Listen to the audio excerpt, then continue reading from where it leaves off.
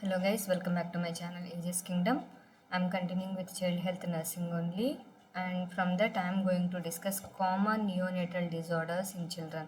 Already in the stages of growth and development I have discussed there are different levels or stages of growth and development is there, and in that first 1 year of life we are calling as a infant, and first 1 week of life we are calling newborn, and first 1 month or 28 days 0 day to 28 days we call it as a neonate. That means first 1 month of life there are some common conditions you can see in children, that's very clear. And most of the people knows that jaundice is very common condition, so like that some of the conditions might be seen in different babies, so that topic I am going to discuss. This is a very important question, 10 marks question for GNM and 15 marks question for BSc nursing. They will ask you classification of common neonatal disorders and write any physical injuries or something like that they will ask. So this question is very important. Please have a look, and the content what I am showing is more than enough for your 15 marks question. So we'll have a look into that. So first one is, okay, 1 second. So first common condition, what you can see, the classifications are there. So classification of common neonatal disorders within first 28 days or first 1 month of life. Usually you can see birth injuries. In the second stage of labor, if you use any kind of instruments or any equipment to deliver the baby, that can cause certain kinds of injuries, so that we call it as a birth injuries. Usually it will disappear by 2 weeks in some babies, and some babies it may cause severe deformities also. Then we'll have a look into that. The first classification is birth injuries. So in that, the repeatedly asked questions, 2 marks questions, caput succedaneum and cephal hematoma. Caput succedaneum and cephal hematoma, and fractures are very common. Suppose if it is a breech presentation, if the baby having a buttocks presentation, in that case if you are using any instruments, that can cause even fracture to the hip and fracture to even the pelvic girdle also. And facial paralysis and ERPS or brachial palsy. So these are the common problems which occurs due to birth injuries. So that's the first classification. And next one is, uh, you can see common other neonatal problems, infections, prematurity, and congenital anomalies. Congenital anomalies you may not see in every person, but the persons who are already known to have this condition, we call them as uh, congenital anomalies. And metabolic diseases, in some babies it may be born with metabolic diseases. Genetic and chromosomal disorders, will come under congenital anomalies. And perinatal accidents and trauma, sometimes mother may be slip down in floor, and that can cause certain kinds of trauma or injury to the baby also. And surgical emergencies, like a baby born with some heart defects, so they required immediate within 24 hours surgery, like open heart, or sometimes even baby born with abdominal layer open, that's called gastrocrisis, omphalocele, and these conditions requires immediate surgical interventions. And sometimes the baby may born with some respiratory disorders also. And jaundice, hematological disorders, already I gave a best example, neonatal jaundice. And ABO incompatibility or RH incompatibility, and neonatal like neurological diseases also there is a chances are there. These are the common neonatal problems you can see. Already I have mentioned, one is birth injuries. Under birth injuries you have studied already caput succedaneum and cephal hematoma.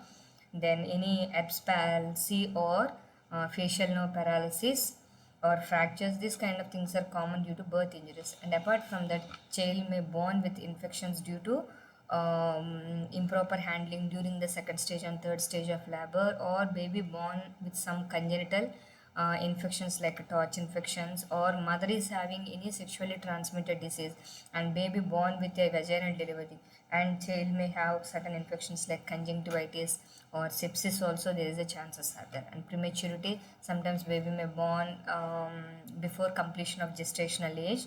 And metabolic diseases, genetic and chromosomal disorders, and perinatal accidents, surgical emergencies, respiratory disorders like respiratory distress syndrome, jaundice, and hematological disorders like ABO incompatibility or RH incompatibility, neurological diseases, and others. So these are the common classification I am telling, and apart from that, we are going to discuss about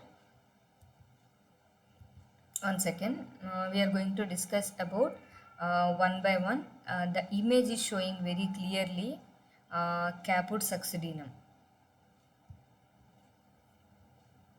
The image is showing very clearly caput succedaneum, and here you can see cap. It forms like one cap like structure, and in that inside there is a swelling or edema of the scalp in newborn that appears like a lump on the head after childbirth. This is called caput succedaneum. It forms like a caput, especially the babies who have difficult delivery. In that situation, they may use some instruments like vacuum to extract the baby. In that situation, because of the increased pressure on the scalp and increased pressure on the skin, that can cause forms like a one caput formation, and usually it will disappear. This is called caput succedaneum. And next one I will show you. So here the baby forms like, looks like a caput has formed, like appearance you can see. This is a normal, and usually it will disappear because in this, in between the skin and the skull, there is a fluid or blood is collected, and it is automatically absorbed and it come back to the normal position. And see the difference between the caput succedaneum and cephal hematoma. Caput succedaneum is usually due to applying of vacuum pressure or something it is coming, and in this situation usually the fluid will be collected, then the blood fluid will be collected in between the periosteum, means covering layer of the bone of the skull and scalp. In between their fluid is collected, that's called it as a caput succedaneum. Whereas cephal hematoma means it's a blood is collected, between the periosteum and the bones, between the periosteum and the bones. This is also mostly due to use of any surgical instruments for the extraction of the delivery of the baby. In this situation only usually it will occur. Okay, so this is a birth injuries, and these two are, we call them as birth injuries. Okay, and let's have a look. One second.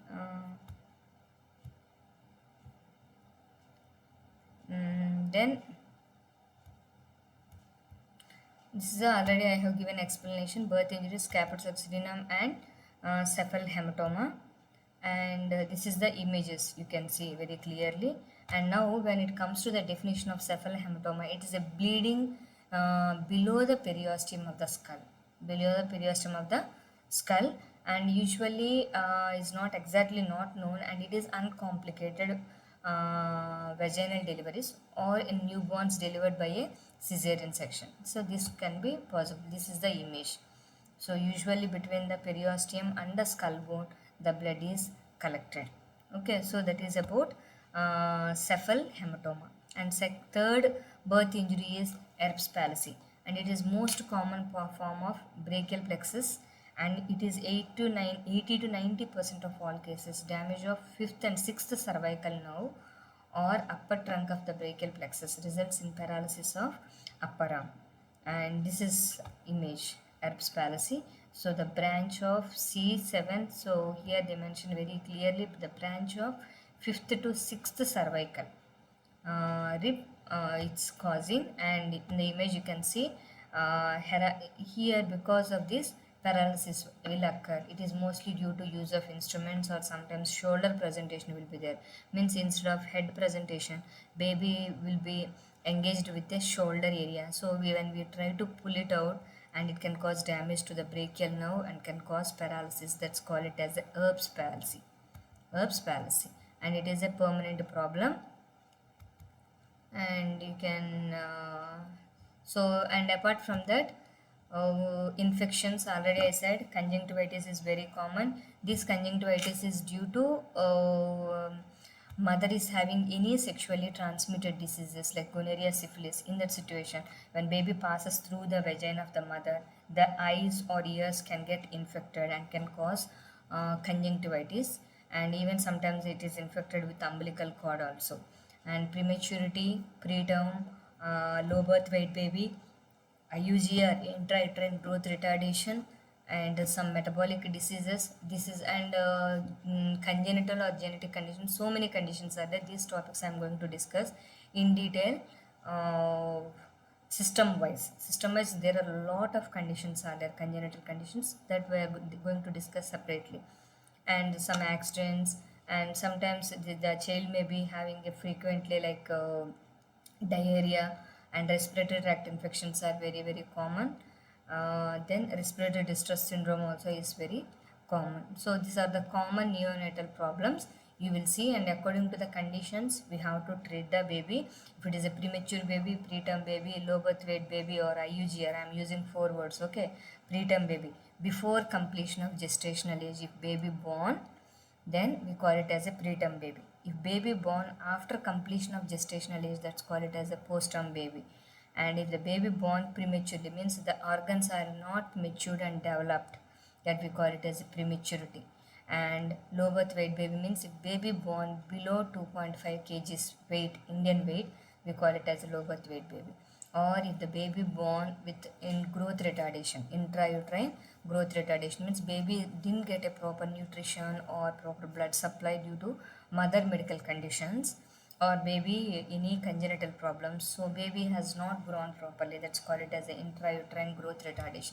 So these all conditions requires definitely an ICU care, that is neonatal intensive care unit. So thank you for watching. If you really like my class, please do subscribe and share. Thank you.